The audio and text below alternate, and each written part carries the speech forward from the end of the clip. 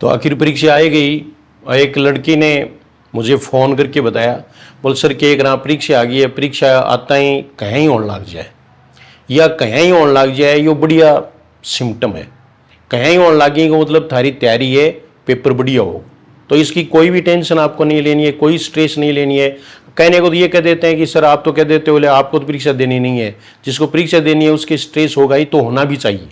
Stress के बिना कुछ नहीं हो सकता। स्ट्रेस है इसका मतलब आप उसके प्रति गंभीर हैं, यानी ये स्ट्रेस नहीं है बल्कि परीक्षा के प्रति गंभीरता है। अब मैं आपको कुछ बताना चाहता हूं, और वैसे भी अब बोर्ड पर लिखा हुआ है बेस्ट ऑफ लक, ये तो है ही। परीक्षा में पेपर आप अच्छे से करके आएंगे। देखो 2 पेपर होंगे, फर्स्ट पेपर और सेकंड पेपर। पहला काम है समय पर पहुंचना। परीक्षा शुरू होने से पहले 1 घंटे पहले तक ही एंट्री है, इसलिए आप उससे पहले पहुंच जाएं। कहने वाला 10 बजे से अगर पेपर शुरू होता है तो आप 8 और 9 के बीच में पहुंच जाएं, तो मेरी समझ में 8:30 सवा 8 तक ही पहुंच जाएं। वरना क्या है कि थोड़े हम स्ट्रेस, इससे भी हम स्ट्रेस में आते हैं। ठीक है। अब वहाँ आप ठाले बैठे रहेंगे, भाई ठाले बैठे रहेंगे 1 घंटे तो बैठे रहना ही है, 9 से 10 तो ठीक है ना। इसके अलावा और भी टाइम हो जाता है। तो ठाले बैठे क्या करें, तो स्मरण भी करें और रिवीजन भी करें मन ही मन में, बिल्कुल रिलैक्स रहें। अब पढ़ने का वो नहीं है, पढ़ाई है वो मेरी समझ में छोड़ दो। बस आपको हिंदी वाले जो हैं उनको मैं कह रहा हूं कि हिंदी के बहुत सारे वीडियो हैं वो मैंने डाल दिए हैं आपके रिवीजन के लिए। हालांकि आपने कम देखे हैं, वो आप सुन लें, वो रिवीजन के रूप में आप सुने। उनमें से 40-50 प्रश्न आ जाएंगे, मैं आपको सच कह रहा हूं। जो भी रिवीजन वीडियो डाले हैं, फास्ट रिवीजन क्लासेस डाली हैं, उनमें आप देख लेना, आप इतने प्रश्न आपको जरूर मिलेंगे। तो वो तो आप तैयारी करोगे ही।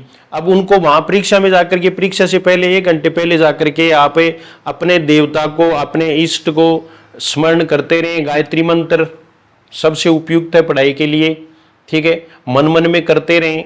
और दूसरा है वो रिवाइज भी करते रहें कि ये है, लेकिन आप स्ट्रेस बिल्कुल नहीं लें, यानी बिल्कुल रिलैक्स रहें। ये वो रिलैक्सेशन का टाइम होता है, इसीलिए तो पहले बुलाते हैं। ठीक है ना। लेकिन आप इष्ट स्मरण जरूर करें, उसका प्रभाव पड़ता है। ठीक है। अब देखो 100 प्रश्न है और 120 मिनट टाइम है, यानी यहां प्रश्न थोड़े बड़े आते हैं फर्स्ट पेपर में। फर्स्ट पेपर कई बार छूट जाता है, हम प्रश्न के चक्कर में उसमें कोई न कोई प्रश्न है उसमें उलझ जाते हैं, और उसके बाद में देखते हैं कि आगे वाले प्रश्न तो बहुत सरल थे। ठीक है। तो साइकोलॉजी वाला पोर्शन है वो, और आजकल वो होता नहीं कि अलग से आएगा, ये बीच बीच में आते रहते हैं। तो आप जो है वो जो प्रश्न आपको उलझाने वाला लगे उसको एक बार स्किप करें, यानी स्किप करना सीखें। कईयों से छूटता नहीं है प्रश्न, तो स्किप करें आप। और सबसे पहला काम है आपका 100 प्रश्न कवर करना। 100 प्रश्न कवर करके फिर आप गोले लगा लें जो आपको दोबारा देखने हैं।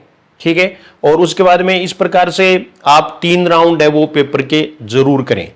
और जो आपका 5वां गोला जो ब्लैक करना है वो आपको 10 मिनट लास्ट में देंगे, उसमें कर लें।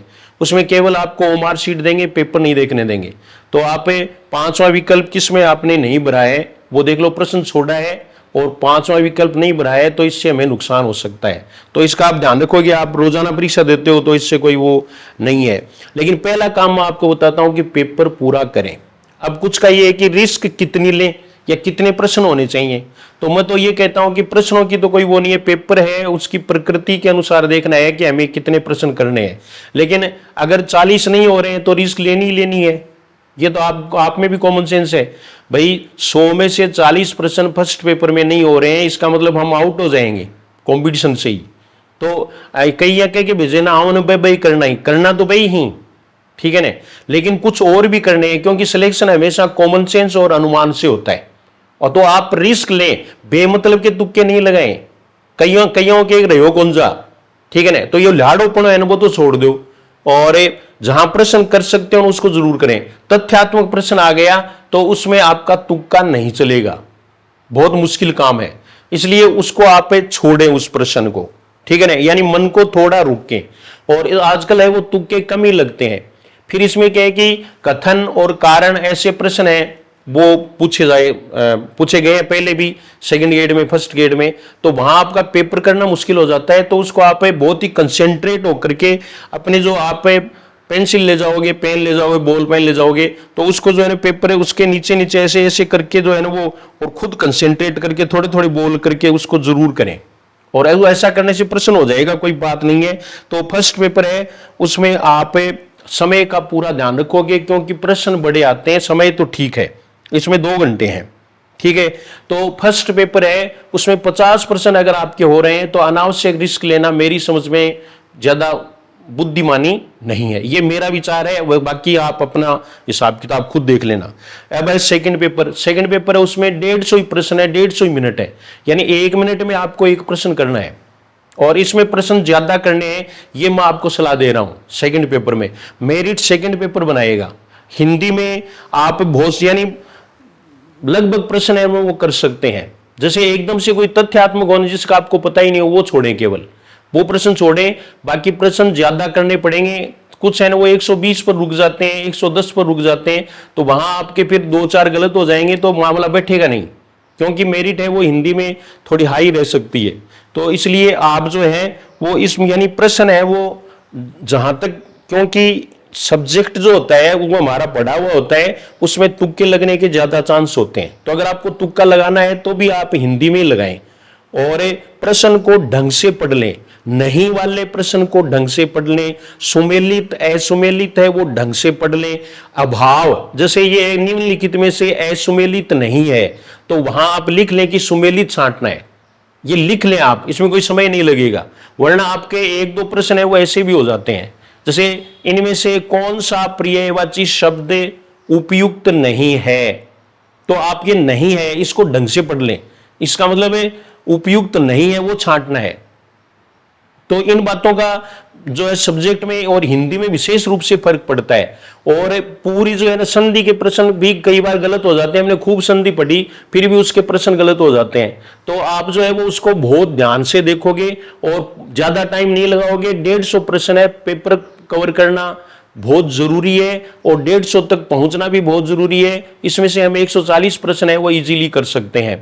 तो ये मैंने आपको मेरा मापदंड है वो बताया है, और प्रश्न ज्यादा करने वाले हैं वही आज तक सिलेक्ट हुए हैं। इसलिए प्रश्न करें, टेंशन बिल्कुल नहीं लें। अब से ही जो है ना आप जो है पढ़ना छोड़ दें, केवल वीडियो सुने और मस्ती से रहें, घूमें, घर वालों से बात करें, छोटे बच्चे हैं ना उनसे कुचल नहीं करें, ठीक है ना, और उनके साथ खेलें, ऐसे करें, एकदम से मस्त रहें और अपने इष्ट देव का स्मरण करें और रात को अच्छी नींद लें। इसके लिए आप कुछ भी करें, यानी कोई एक्सरसाइज थोड़ी बहुत करके, ऐसे करके, और ठीक है ना, और पॉजिटिव जो आपके घर में सदस्य हैं उनका साथ रखें। पॉजिटिव जो अपने फ्रेंड्स हैं उनसे फोन पर भी बात आप कर सकते हैं। ये सब चीजें हैं वो मैंने आपको बताई हैं, वो आप करें। और निगेटिव लोगों के बिल्कुल भी उनके पास ही नहीं जाएं एक दिन तो। और प्रश्न पत्र हो जाए तब आप जरूर फोन करके कि आपके कितने सही हुए, कितना पेपर कैसा हुआ। और इस वीडियो में भी आप जरूर लिखें कि थारे भी कहीं ही हो रही है, कि अगर कहीं ही हो रही है तो कमेंट जरूर करें। और उसका एक ही सॉल्यूशन है, आपके अपने क्लासरूम को याद कर लेना। जब आप पेपर करें उस समय आपका क्लासरूम आपको याद आ रहा है, इसका मतलब प्रश्न सही हो रहा है, ठीक है। तो मैं अंत में यही कहूंगा कि बेस्ट ऑफ लक, अच्छे से पेपर करके आना, लापरवाही नहीं बरतनी है, सावधानी रखें। Thank you very much, all the best.